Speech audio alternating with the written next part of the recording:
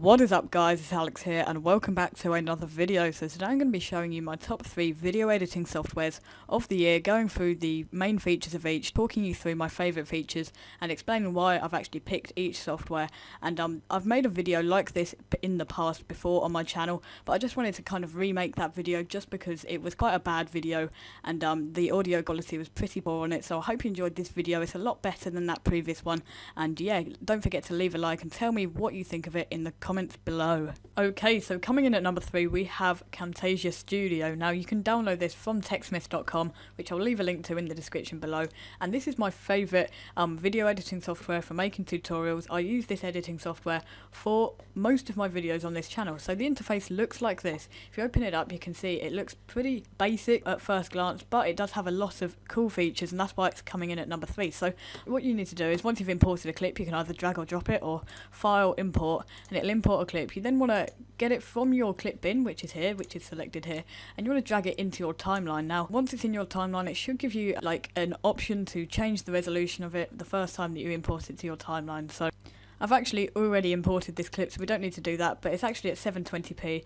and you can actually edit the size of the edges up the side here. Now if you look along the bar here you can see all the effects you can add here. My favourites are the callouts effects and the zoom and pan effects. Now I'm going to be showing you both of these effects. So the callout effects is where you can add cool features like text which comes out on your screen at the time. So all you need to do is go to add callout at the top, go to the drop down bar and hit text. Here you can add text over your video, and you can type whatever you want, and you can give it a fade in period and all that. You can change the font of it, and if you go down here of course you can change the fading and fade out time. Now my second favourite feature, the one which I'll use in all of my videos, I'll probably use it in this video, is the zoom and pan effect. Now alright, so I wanted it to zoom in into the middle here. What you do is you go up to the zoom and pan effect, and all you need to do is drag it in, and you'll see on your screen it will zoom into where you drag it in. Let's say we want to just drag it in to see the circle at that given point. You can see it's actually made a keyframe here which you can change the length of and all of that. So now what we can do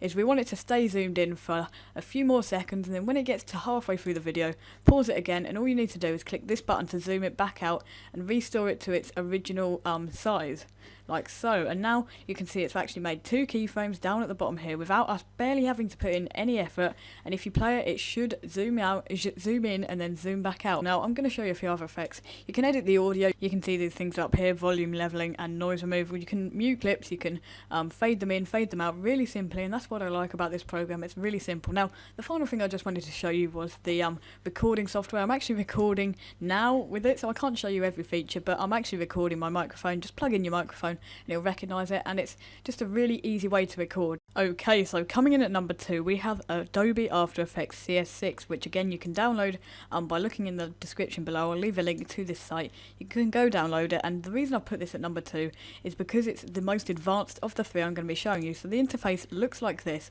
and it looks a lot more advanced than the previous editing software I showed you, and that's because it is. You'll see a lot of top YouTubers and a lot of movie making people who make short movies using this because it's very advanced. So just the general interface here, you can see this is your clip bin again, where you can import your clips. Here's your timeline where you can drag your clips to the timeline, which I'm going to do here. Drag it down into your timeline and it will come up not showing any like preview of what the clip looks like, which is why it's quite hard to edit big projects with it. As you can see, it's just a little blue line across here, but it's a good program for doing little clips, especially gameplays, just because it renders really fast, and that's the reason I like it, because it renders really fast and it's quite easy once you get used to it. But there are a lot of effects you can do, and you can really experiment with everything with this. So the thing I just want to show you first is the keyframing.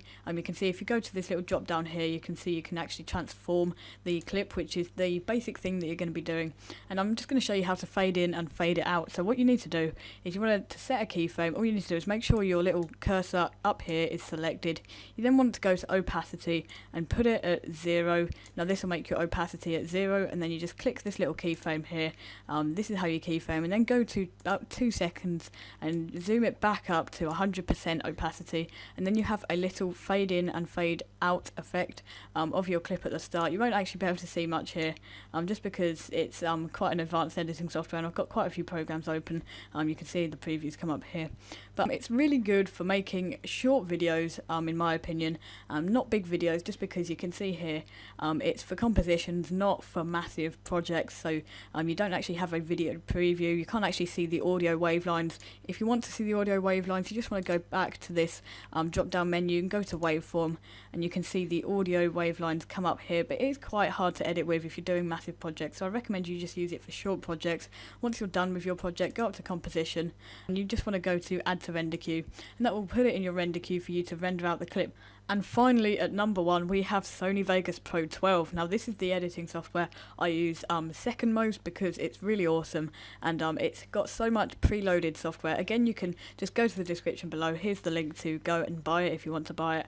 So if we look at the interface, again you can see the timeline at the bottom here, your preview area in the top right, and your clip bin in the top left. So again, all you need to do is just drag the clip from the clip bin into your timeline, and immediately you'll be able to see your audio wavelines and your video track on top. So here's the two audio and video tracks, you can see one on top of the other. Now just a simple effect which took a surprising and annoying amount of time in After Effects, which was the fade in and fade out feature. Now to do this in this program, all you need to do is literally go up to the top right hand side of your video part of your clip, and all you need to do is just drag it in towards the start of your clip, and there you have it. That is how easy it is to add a fade out feature, and the same for the fading in bit. Just drag it towards the opposite side you dragged it in before, and that is a fade in feature. So just to fade the clip in and out, it's literally taken seconds, unlike in After Effects, which is a more advanced program than this. However, this does have a lot of cool features,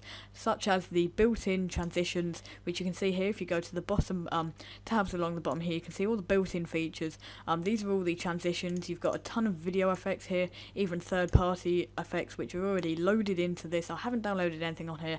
And another really cool thing which I like to use is the titles and text feature. This has a load of preloaded animated text, which if you hover your mouse over here, you can see and preview them and add them and edit the text and everything like that. And it's really the simplicity of this program which I like about it. That's why it's coming at number 1, because it can be used for any type of project, short projects, long projects, and it's really simple and easy to use. And one of the final things I like about this program is that it has hundreds of render settings which you can render your videos to make them perfect for uploading to YouTube. And when I say hundreds, I mean hundreds. It has all the formats that you need to even upload to any type of platform or device. So yeah, it's just an amazing program, and I really recommend you get this one if you're not really sure on what editing software to get. So I hope you enjoyed this video, guys. If you did, don't forget to smash that like button. Tell me what you thought of the video in the comments below. Tell me what you think of the video editing softwares, and whether I missed any good ones out. And don't forget to subscribe if you have not already for more awesome tutorials and videos from me. See ya.